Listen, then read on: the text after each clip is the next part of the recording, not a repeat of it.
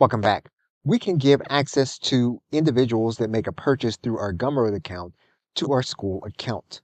What we'll need to do inside of a Zapier account is we'll need to set a trigger. The trigger will need to be our Gumroad account. You'll want to base it on a specific sale. You'll then click Continue.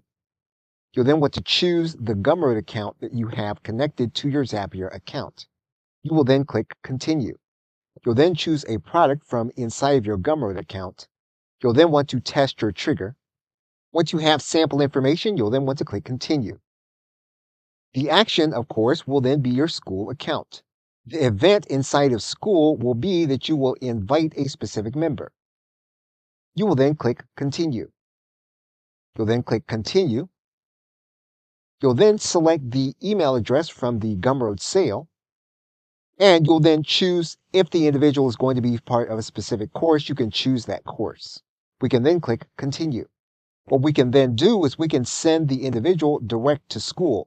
And once you publish this element, you will then have set up a process so that when there is a sale in Gumroad, the individual will be added to your Skool group. Okay, so with that, thanks, and I will see you in another video.